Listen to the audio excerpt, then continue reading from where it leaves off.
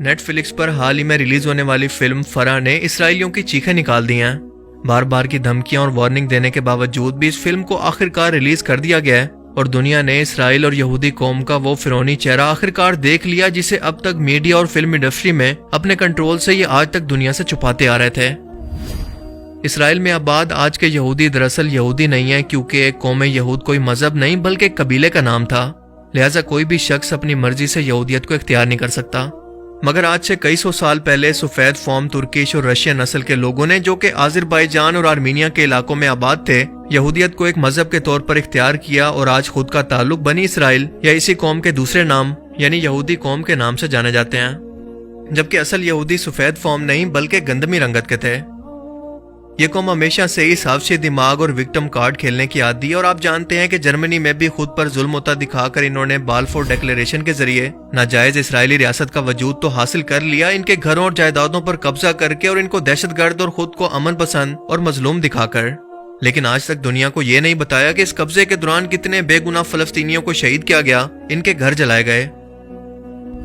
حال ہی میں FIFA world cup قطر کے اندر جب بھی کوئی اسرائیلی صحافی کسی عرب شخص سے انٹرویو لینا چاہتا تو سب نے مل کر ان کی خوب بے عزتی کی، لیکن کوئی ایک بھی عربی شخص ان اسرائیلی صحافیوں کو انٹرویو دینے کے لیے تیار نہیں ہوا، بلکہ یہ سب دنیا کے سامنے کہنے لگے کہ اسرائیل جیسی کوئی ریاست تو دنیا کے سامنے موجود ہی نہیں ہے، بلکہ یہ ملک تو فلسطین ہے جس پر تم لوگوں نے زبردستی قبضہ کر رکھا ہے۔ اور یہاں پر بھی اسرائیل نے خود کو وکٹم کارڈ کے طور پر پیش کر کے دنیا کی ہمدردی سمیٹنے کی کوشش کی کہ دیکھو ہم تو مسلمانوں سے امن اور دوستی چاہتے ہیں، مگر یہ مسلمان خاص طور پر عرب اس کا جواب انتہائی نفرت سے دے رہے ہیں۔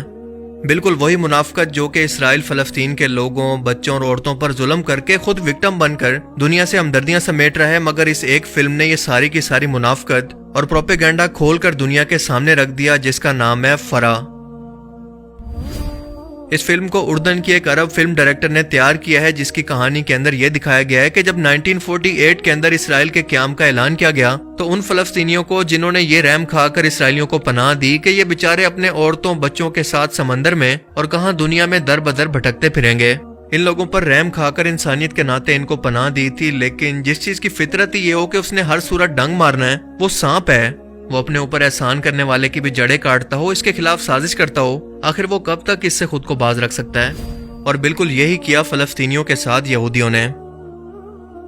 اس فلم کے اندر فرا نام کی ایک 14 سالہ لڑکی کو دکھایا گیا ہے، جسے اس کے والد سختی سے منع کرتے ہیں کہ چاہے جو بھی ہو جائے گھر سے باہر مت نکلنا، کیونکہ اس وقت ان یہودیوں نے دھڑا دھڑ فلسطینیوں کو بے گھر کرنا شروع کر دیا تھا، لاکھوں لوگوں کو شہید اور لاکھوں فلسطینیوں کو بے گھر کر کے آباد کاری کا یہ سلسلہ جاری تھا، جو کہ آج کے ٹائم کے اندر 90% سے بھی زیادہ ہو چکا ہے۔ اس لڑکی کے گاؤں پر اسرائیلی فوجیں حملہ کر کے لوگوں اور بچوں کو قتل کر رہی ہیں۔ فلم کی کہانی اس بات کے گرد گھومتی ہے کہ کتنے ظلم اور بربریت سے ان یہودیوں نے فلسطینیوں کو ان کے گھروں سے نکالا اور ان کے گھروں پر قبضے کے لیے ان بچوں کو سالوں تک ایک ہی گھر کے اندر اپنے ہی ملک میں قیدیوں کی طرح زندگی گزارنا پڑی تاکہ اپنی جان، مال اور اپنی عزت کو بچا سکیں۔ ایک لمحے کے لیے اپنے خاندان کے بارے میں یہ تصور کر کے دیکھیں کہ آپ کے گھر کے باہر قابض فوجی بندوقیں اٹھائے کھڑے ہوں، آپ کو اپنے گھر سے باہر نکالنا چاہتے ہیں اور انہی کو دنیا کی سپورٹ بھی حاصل ہے۔ یقیناً یہ کافی دردناک تصور ہوگا، اور اس فلم کے اندر آپ ان ایموشنز کو اچھی طرح سے فیل کر سکتے ہیں۔ آپ ذرا تصور کریں کہ OTT پلیٹ فارم آج صرف غیر مسلم ہی نہیں بلکہ پورے امریکہ اور یورپ سمیت پوری دنیا استعمال کرتی ہے، خاص طور پر نیٹ فلکس کو۔ اب جب وہ لوگ یہ دیکھیں گے کہ آج تک تو ہمیں صرف یہی بتایا گیا کہ اسرائیل کا قیام ہوا تھا، لیکن یہ کبھی نہیں بتایا گیا کہ کتنی بے گناہ جانوں کو لے کر اور کتنے لاکھوں لوگوں کو بے گھر کر کے اصل کہانی تو یہ تھی، تو ذرا سوچیں کہ اسرائیل کا امیج پوری دنیا کی نظروں میں اور خاص طور پر نوجوان نسلوں کے ذہن کے اندر کتنا برا ہو کر جائے گا، جو کہ سچ ہے۔ ان بیچاروں کے ان اربوں ڈالر کا کیا فائدہ جو کہ انہوں نے لگاتار میڈیا پر انویسٹ کیے، کئی دہائیوں تک اپنے اس مظلوم امیج کو دنیا کے سامنے رکھنے کے لیے کتنے جتن کیے، لیکن وہ سب کا سب صرف اس ایک فلم سے ختم ہو سکتا ہے۔ وہ اسرائیل جو کہ پہلے ہی قطر کے اندر میڈیا کے ہاتھوں ذلیل ہو رہا ہے اور غیر مسلم قطر کے اندر مسلمانوں کے کلچر سے اس قدر متاثر ہو رہے ہیں، اور اوپر سے اس فلم کی ٹائمنگ اتنا پرفیکٹ ہے کہ اسرائیل کی لگی آگ پر جلتی پر تیل کا کام کر رہی ہے۔ مگر افسوس کہ جن عربوں کو اکٹھا ہو کر اپنے ان فلسطین بھائیوں کو بچانا تھا، آج 74 سال کے بعد وہ ان سے مل کر بزنس ڈیل اور دوستیاں بڑھا رہے ہیں۔ یہ ان شہید فلسطینی بچوں اور نوجوانوں کی لاشوں کا سودا ہے۔ یہ عرب حکمران تو اپنے بزنس اور فائدے کے لیے ایسا سوچ سکتے ہیں، مگر ان کی عوام کبھی بھی دل سے اسرائیل کے وجود کو نہ تو آج تسلیم کرتی ہے اور نہ ہی انشاءاللہ مستقبل کے اندر کرے گی۔ یہ پوری دنیا کو قطر نے دکھا دیا ہے۔ مگر پاکستان واحد ایک ایسا ملک ہے جو کہ جو چاہے مرضی ہو جائے کبھی اسرائیل کے وجود کو تسلیم نہیں کرے گا، کیونکہ یہ ملک اسرائیل کے وجود میں آنے سے صرف 1 سال پہلے وجود میں آیا۔ یہ اسلامی دنیا کا واحد ملک ہے جو کہ اٹامک پاور رکھتا ہے، اور اس اٹامک پاور کو آج اسرائیل امریکہ کے ذریعے IMF اور ورلڈ بینک کے ذریعے جکڑ کر اور قرضوں میں دبا کر ان اٹامک ہتھیاروں پر قبضہ کرنا چاہتا ہے۔ اس لیے آپ کو زیادہ حیران نہیں ہونا چاہیے کہ پاکستان پر اس وقت کرپٹ ترین حکومت کیوں ہے۔ پاکستان کو ہر گزرتے وقت کے ساتھ قرضوں کے اندر کیوں جکڑا جا رہا ہے، کیونکہ یہی وہ ملک ہے جہاں سے کالے جھنڈوں والی جماعت خراسان سے نکلے گی، وہ خراسان جس کے اندر آج کے افغانستان، پاکستان اور ایران کا علاقہ شامل ہے۔ حدیث مبارکہ کے مطابق یہی کالے جھنڈے والی جماعتیں امام مہدی علیہ السلام کی فوج کے اندر شامل ہوں گی، جیسا کہ ڈاکٹر اسرار احمد مرحوم فرمایا کرتے تھے۔ چاہے سارے عرب ملک اسرائیل کو تسلیم کر لیں، پاکستان کبھی نہ کرے، اس لیے کہ پاکستان اسرائیل کے توڑ کے طور پر وجود میں آیا ہے۔ اللہ نے اسے اسرائیل کے وجود میں آنے سے 1 سال قبل وجود بخشا ہے۔ ہم کبھی تسلیم نہیں کریں گے۔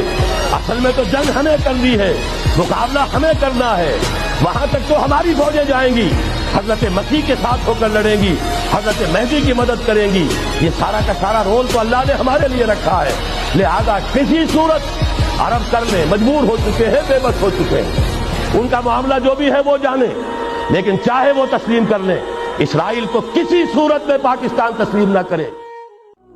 نئی نوجوان نسل کو ہمیشہ اسرائیلی میڈیا یہ دکھاتا رہا کہ کیسے فلسطینی ان پر ظلم اور زیادتی اور ناانصافی کرتے ہیں، اور آج سے ہزاروں سال پہلے یہ لوگ فلسطین کے اندر آباد تھے، یہ ان کا گھر تھا، مگر اس پر فلسطینیوں نے قبضہ کر رکھا تھا، جو کہ انہوں نے تو صرف واپس لیا ہے۔ اور اسی بات پر علامہ اقبال نے کیا خوب جواب دیا تھا کہ اگر اسرائیل کا فلسطین پر حق ہے کہ یہ ہزاروں سال پہلے ان کا گھر تھا، تو آج اسپین بھی مسلمانوں کو واپس ملنا چاہیے جس پر 500 سال تک مسلمانوں نے حکومت کی۔ اپنی اور دنیا بھر کی نوجوان نسل کا برین واش کرنے کے لیے انہوں نے آج تک میڈیا اور فلم انڈسٹری کو ہتھیار کے طور پر استعمال کیا، مگر نیٹ فلکس کی صرف ایک فلم نے ان کے سارے پروپیگنڈا کو کھول کر دنیا کے سامنے رکھ دیا، جو کہ آج کل یونیورسٹیز اور کتابوں کی بجائے ڈراموں، فلمز اور میڈیا سے تاریخ کو سیکھتی ہے۔ اسرائیل نے اس فلم پر نیٹ فلکس کو کئی بار سنگین نتائج کی دھمکیاں بھی دی، مگر اس کے باوجود نیٹ فلکس نے اس کو ریلیز کر دیا۔ اب آپ یہ نہ سمجھیں کہ نیٹ فلکس کی اچانک سے مسلمانوں کے لیے کوئی محبت جا گئی ہے، بلکہ یہ صرف اور صرف پروفٹ کا لالچ ہے کہ یہ فلم کنٹروورشل ہو کر دنیا بھر کے اندر اتنا مشہور ہوگی، زیادہ سے زیادہ لوگ اس کو دیکھیں گے، اور یہ فلم کیونکہ صرف نیٹ فلکس پر دستیاب ہے تو زیادہ سے زیادہ لوگ نیٹ فلکس کو جوائن کر کے اس فلم کو دیکھیں گے، اور زیادہ ویورشپ کا مطلب ہے زیادہ پیسہ۔ سو یہ صرف پروفٹ کی گیم ہے۔ اسرائیل نے اس سے پہلے فرج اللہ سلحشور نام کے ایک ایرانین فلم ڈائریکٹر کو صرف اس لیے مروا دیا تھا کیونکہ وہ یوسف پیغمبر سیریز کے بعد ایک نئی فلم ڈاکومنٹری بنا کر جس کے اندر بنی اسرائیل کی مکمل تاریخ اور اصل حقائق دنیا کے سامنے لائے جاتے ہیں، اس پر ابھی کام کر رہے تھے۔ یہ کام ویسے تو کئی سالوں سے جاری تھا، مگر بار بار اس فلم کے ڈائریکٹر کو بدلا گیا، اور آخرکار ایئرپورٹ پر ان کے سامان کے اندر زہر کو ایجیکٹ کر کے کینسر کو ان کے جسم میں اتار دیا گیا۔